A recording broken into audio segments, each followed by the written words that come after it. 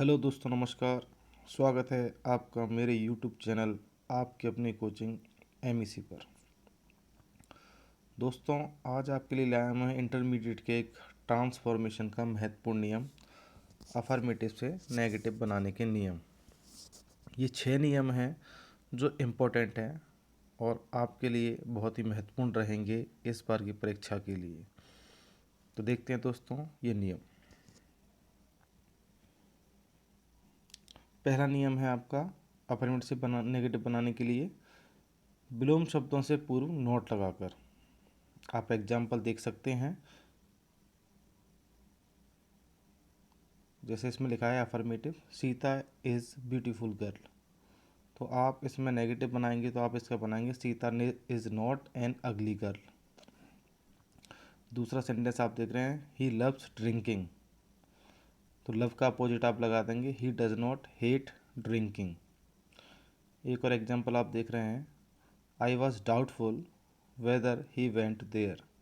तो डाउटफुल का आप अपोजिट बनाएंगे not sure. I was not sure whether he went there. पहले नियम के बाद बात करते हैं दूसरे नियम की, डिग्री ऑफ कंपैरिजन को बदलकर। दूसरे नियम में आपको ध्यान रखना है, जो डिग्री आपकी होती हैं पॉजिटिव से कंपैरेटिव तथा कंपैरेटिव से पॉजिटिव, तो उसके हिसाब से हम नेगेटिव बनाएंगे। जैसा आप एग्जांपल देख रहे हैं, Ram is wiser than Mohan. तो इसका हमने पॉजिटिव डिग्री बनाना है नेगेटिव में, Mohan is not so wise as Ram. इसी प्रकार your brother is as wise as you. तो इसका आप कंपेरेटिव बना देंगे, you are not wiser than your brother. Rahul runs faster than Ravi. तो आपको इसका नेगेटिव बनाना है, Ravi does not run so fast as Rahul.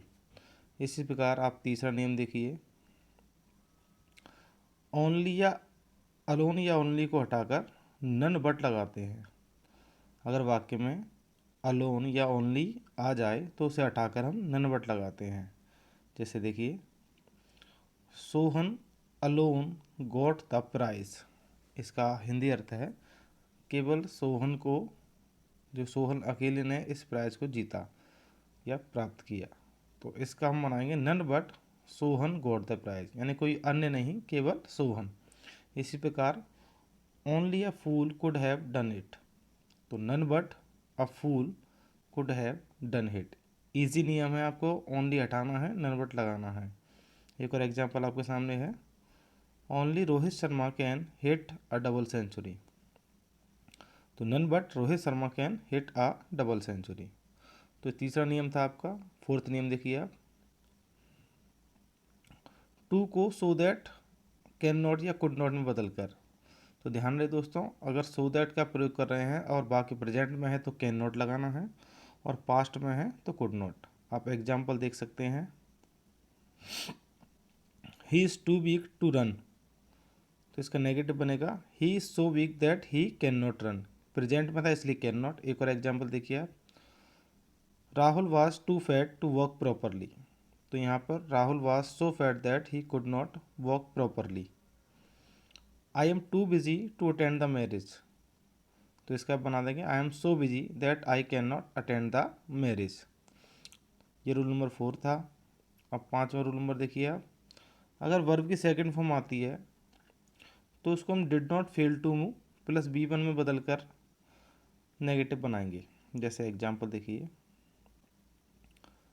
Affirmative है, I saw the Red Fort last year.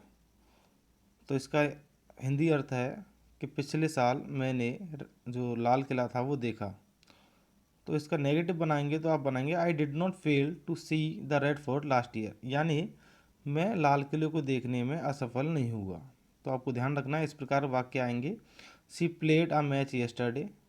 तो मतलब है she did not fail to play a match yesterday. They killed a deer last night. तो इसी प्रकार बनाना है, they did not fail to kill a deer last night. आपको ध्यान रखना है, जब डिड नॉट का फेल टू का प्रयोग करें तो V1 जरूर लगाएं। इसका अंतिम नियम है, एज सुन एज को नो सून में बदल कर। आपको ध्यान रखना है, हेल्पिंग वर्ब का प्रयोग आपको सब्जेक्ट से पहला करना है और दोनों वाक्यों के बीच में आपको देन जरूर लगाना है। देखिए example, as soon as I saw the tiger I run away. तो आपको इसमें एज सुन एज को नो सूनर बदलना है और हेल्पिंग वर्ब का प्रयोग सब्जेक्ट से पहले करना है। जैसा एग्जाम्पल में लिखा है, no sooner did I see the tiger then I run away. तो दोस्तों आपको करना क्या है, पूरे वाक्य जो है मैंने आपके लिए स्लाइड कर दिए हैं, आप इनको वन बाई वन आराम से देखकर वीडियो को रोककर पढ़ सकते हैं। और मेरे वीडियो को ज़्यादा से ज़्यादा शेयर करें जिससे और स्टूडेंट्स को इसका लाभ मिले। धन्यवाद।